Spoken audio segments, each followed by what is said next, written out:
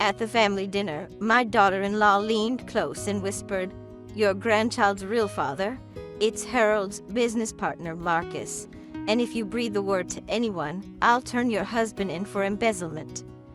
I smiled sweetly and said, "How interesting, dear." 3 weeks later, she discovered that crossing a 68-year-old grandmother was the biggest mistake of her life. I'm delighted you're here with me today. Stay until the very end and let me know in the comments which city you're watching from. I love seeing how far these stories travel. My name is Dorothy, and at 68 years old, I thought I'd seen every kind of family drama imaginable. After 45 years of marriage to Harold and raising our son Benjamin, I believed our biggest worries were behind us. Harold's construction company was thriving. Benjamin had finally settled down with his wife Vanessa, and we were eagerly awaiting our first grandchild. How naive I was. It was a crisp October evening in our suburban Chicago home when everything unraveled. The dining room glowed warmly under the crystal chandelier Harold had bought me for our silver anniversary. Our mahogany table was set with my mother's finest china, each piece carefully arranged for what should have been a joyous family celebration. Benjamin sat to my right, his sandy brown hair slightly tousled from his day at the office, his kind blue eyes bright with excitement. At 42, he still had that earnest quality that had made him such a sweet child. He was discussing quarterly reports with Harold, their voices animated as they talked shop about the construction business. Harold presided at the head of the table, his silver hair perfectly styled, his strong hands gesturing as he explained a new project. Even at 70, my husband commanded respect wherever he went. His company, Westfield Construction, had built half the commercial buildings in our area over the past 3 decades. And then there was Vanessa. She sat across from me, her auburn hair cascading over her shoulders in perfect waves, her green eyes sharp and calculating. At 35, she was beautiful in that polished, almost artificial way that comes from expensive salons and designer clothes. She'd married Benjamin 2 years ago, and from the very beginning, something about her had troubled me. Tonight, she seemed particularly pleased with herself, one manicured hand resting on her still flat stomach, the other holding her wine glass with practiced elegance. She was 3 months pregnant, and the announcement had sent Benjamin into raptures of joy. "Dorothy, you've outdone yourself again," Benjamin said, cutting into the prime rib I'd spent hours preparing. "This is absolutely perfect." I smiled at my son, but something felt off.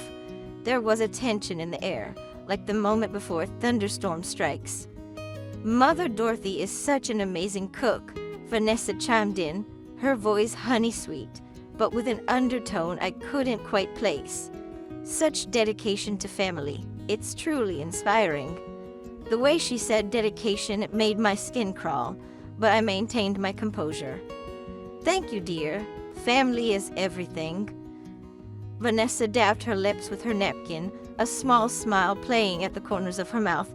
She had no idea that those small corners of her lips were about to tremble from resentment. "Speaking of family, I've been thinking a lot about loyalty lately, about what we owe each other, about secrets." Harold's fork clattered against his plate. The sound seemed unnaturally loud in the sudden quiet. "Secrets?" Benjamin asked, reaching for his wife's hand. "What kind of secrets?" "Oh, just the usual family things," Vanessa said airily. "Business matters, personal relationships, the kind of things that could change everything if they came to light." My heart began to race, though I couldn't say exactly why. There was something predatory in Vanessa's tone, something that set every maternal instinct on high alert.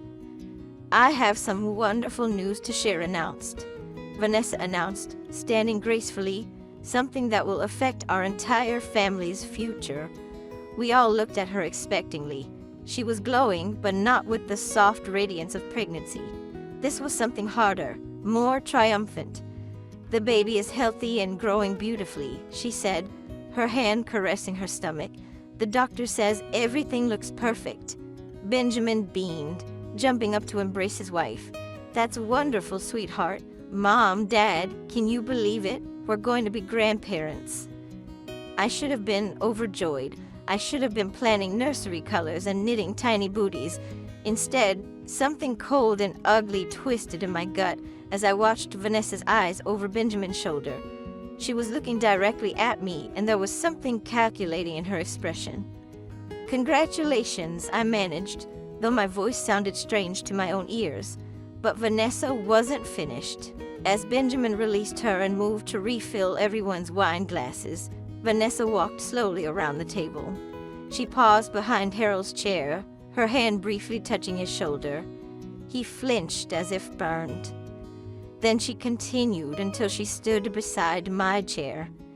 Leaning down as if to give me a congratulatory hug, her lips brushed my ear, and she whispered words that would haunt me for weeks to come. "Your grandchild's real father, it's Harold's business partner, Marcus, and if you breathe a word to anyone about anything you might discover, I'll turn your husband in for embezzlement. The FBI would be very interested in those missing funds from the Riverside project." The world tilted on its axis. My hands gripped the edge of the table so hard my knuckles went white. But somehow, impossibly, I managed to smile. "How interesting, dear," I heard myself say, my voice steady despite the earthquake happening inside my chest. Vanessa pulled back, confusion flickering across her features. She expected shock, tears, maybe even hysteria. My calm response had clearly thrown her off balance. But as I looked across the table at Harold, my beloved husband of 45 years, I saw something that made my blood run cold. He couldn't meet my eyes. His face was pale, his hands trembling slightly as he reached for his wine glass. The rest of dinner passed in a haze. I smiled when expected, laughed at Benjamin's jokes, and played the part of the delighted grandmother-to-be. But inside, I was cataloging every detail, every glance, every word. When they finally left, Benjamin chattering excitedly about baby names and college funds, Vanessa shot me one last meaningful look. It was a look that said she held all the cards and knew it. I stood at the front door, waving goodbye as their car disappeared into the night. Then I turned to Harold, who was slumped against the doorframe, looking older than his 70 years. "Harold," I said quietly, "we need to talk." He nodded miserably. "Not tonight, Dorothy. I can't. Not tonight." I watched him trudge up the stairs to our bedroom, his shoulders bowed with exhaustion or guilt or both. For the first time in our marriage, I didn't follow him. Instead, I sat alone in my kitchen, surrounded by the remnants of what had been my last innocent family dinner, and tried to process what I'd learned. Marcus Thornfield had been Harold's business partner for 15 years, a handsome man in his 40s, divorced with a reputation for charm and success. He often joined us for family gatherings, and I'd always found him pleasant enough, if a bit too smooth for my taste. But Vanessa and Marcus, the idea seemed impossible. She was married to my son, pregnant with what I'd assumed was Benjamin's child, and the embezzlement accusation. Harold would never steal money, would he? Sleep eluded me that night. I lay in our king-size bed, listening to Harold's restless tossing and turning, wondering how many lies I'd been living with. The next morning, Harold left early for a job site inspection. His kiss goodbye felt different somehow, guilty, distant. I watched from the kitchen window as his truck disappeared down our tree-lined street, and then I made a decision that would change everything. I was going to find out the truth. I started in Harold's home office, a wood-paneled room that had always been his sanctuary. The oak desk where he'd built his business empire now felt like a repository of secrets. My hand shook as I opened the first drawer. Bills, contracts, business cards, nothing unusual. But in the bottom drawer, hidden beneath a stack of industry magazines, I found something that made my heart stop. Bank statements. Not for our joint account or the business account I knew about, but for a private checking account in Harold's name alone. The statements went back 8 months, and as I scanned the entries, my confusion deepened into horror. Large withdrawals, always in cash. $15,000, $22,000, $35,000, amounts that totaled over $200,000 in less than a year. Where was this money going? I photographed everything with trembling fingers, my mind racing. The Riverside project Vanessa had mentioned. I remembered Harold being unusually stressed about it, working late nights, taking mysterious phone calls. A sound from downstairs made me freeze, a car door slamming. I quickly returned everything to its place and crept to the window. Vanessa, silver BMW, was in our driveway. I made it downstairs just as she let herself in through the front door, using the spare key we'd given Benjamin years ago. "Dorothy," she called out, her voice bright with false cheer. "I hope you don't mind me dropping by. I wanted to have a little chat." My mouth went dry. "Of course, dear. Would you like some coffee?" "That would be lovely." I busied myself with the coffee maker, hyper-aware of Vanessa settling herself at my kitchen table like she owned the place.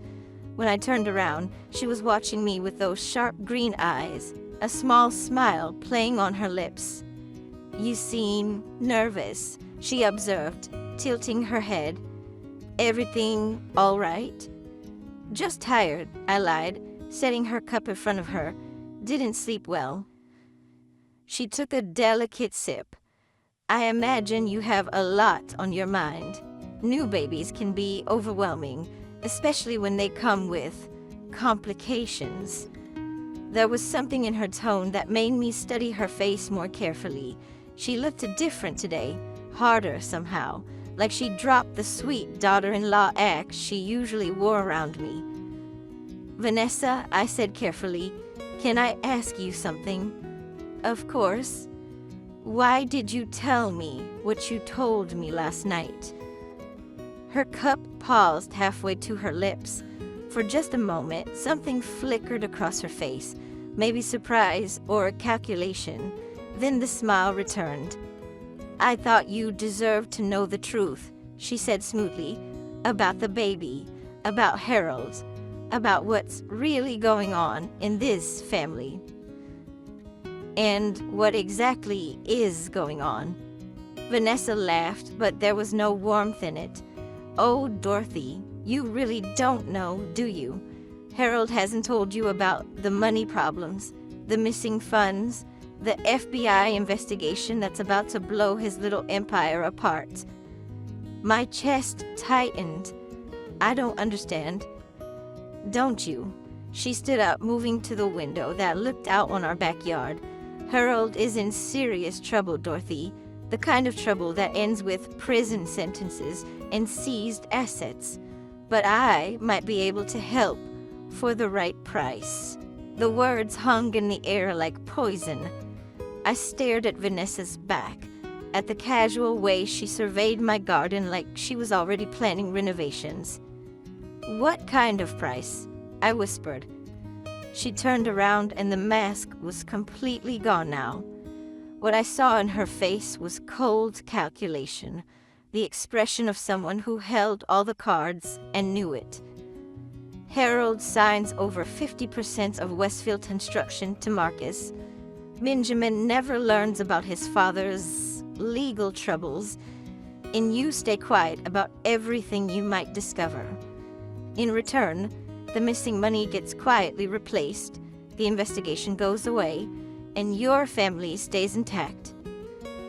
Before I could respond, the sound of Harold's truck in the driveway made us both freeze. Vanessa's confident expression flickered with something that might have been panic. "Think about it, Dorothy," she said quickly, heading for the back door.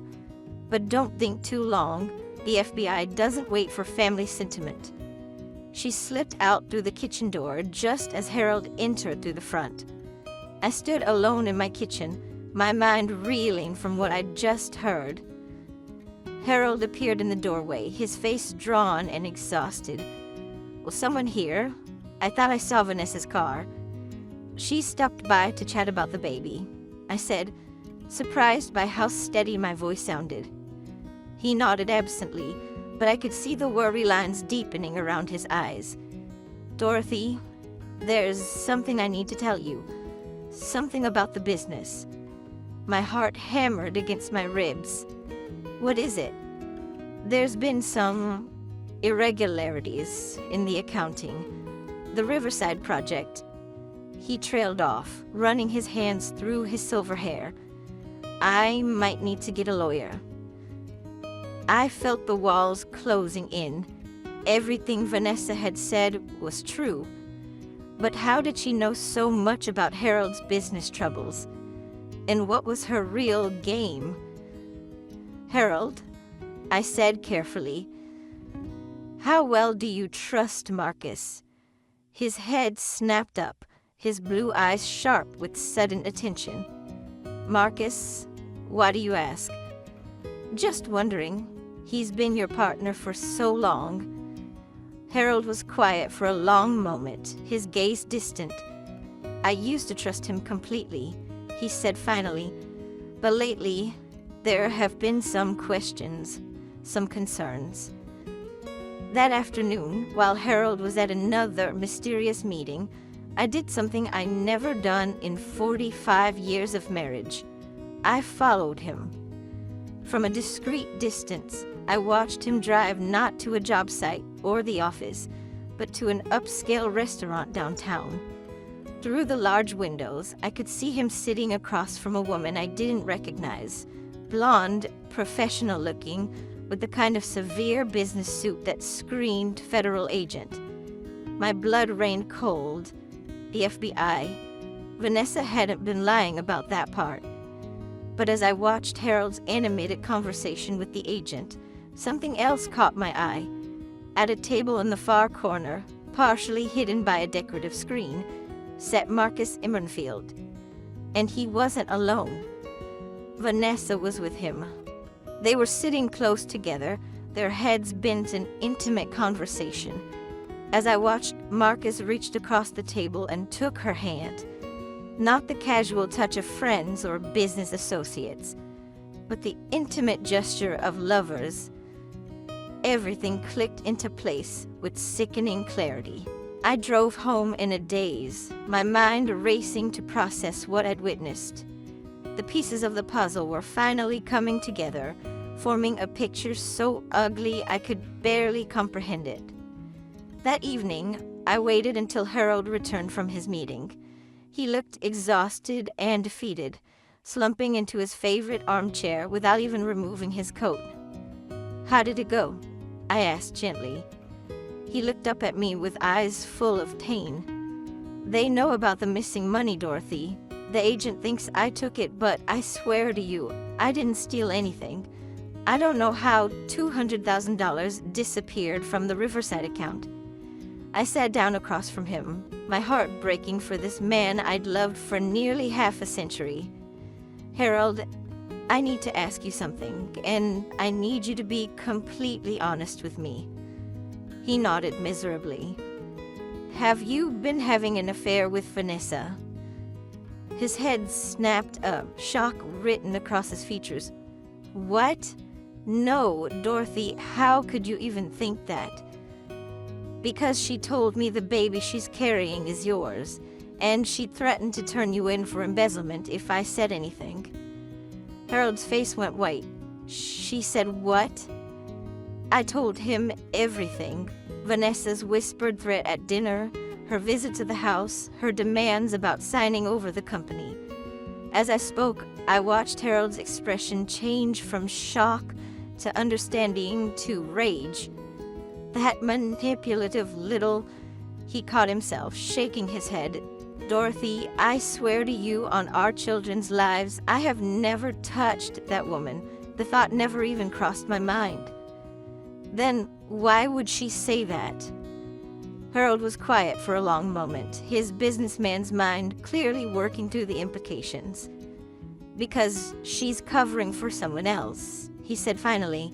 Someone who did father that baby. Someone who has access to the company finances. Marcus, I breathed. He nodded grimly. It has to be. He's the only other person with access to the Riverside account. He could have been skimming money for months, and when the investigation started, he needed a scapegoat. And Vanessa is helping him. More than helping, she's probably the one who planned the whole thing.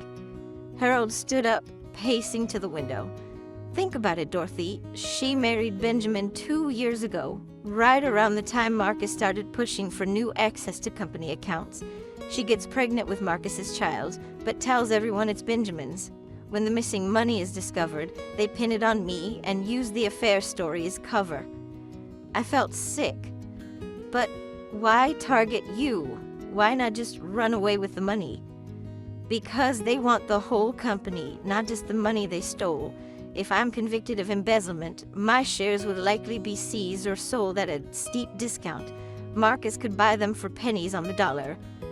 The full scope of their betrayal was staggering.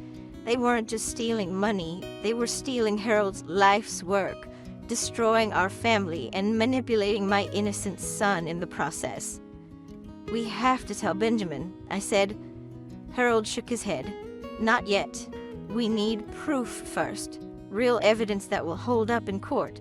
Otherwise, it's just our word against theirs. And Benjamin... He trailed off, but I knew what he was thinking. Benjamin was so in love with Vanessa, so excited about becoming a father, that he might not believe us even with evidence. Then what do we do? Harold's eyes hardened with a determination I hadn't seen in months. We get that proof, and we make sure Marcus and Vanessa pay for what they've done. The next week was a careful dance of deception. Harold continued meeting with the FBI agent, feeding them information, while secretly working with a private investigator to gather evidence against Marcus and Vanessa. I played the role of the concerned grandmother, asking innocent questions about the baby, while secretly recording conversations. The breakthrough came from an unexpected source.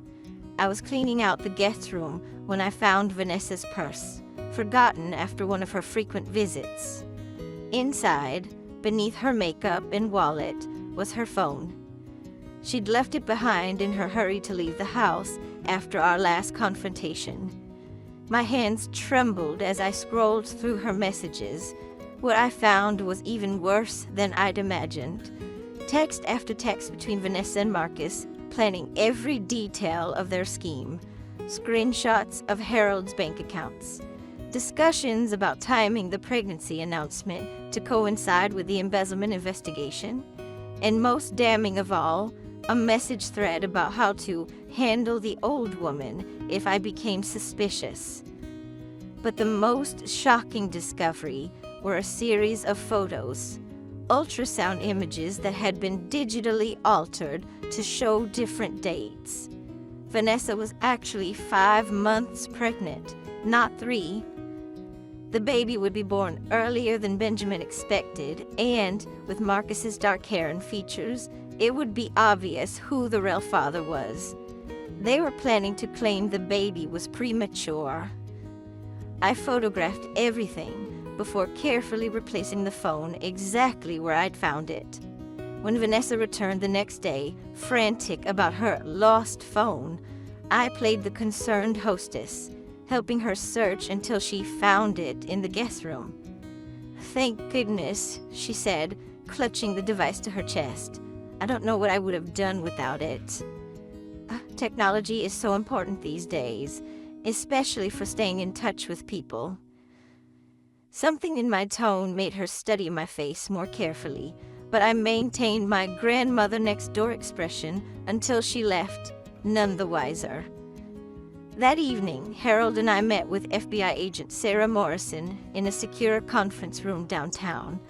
The evidence we presented, bank records, text messages, medical documents, painted a clear picture of conspiracy and fraud.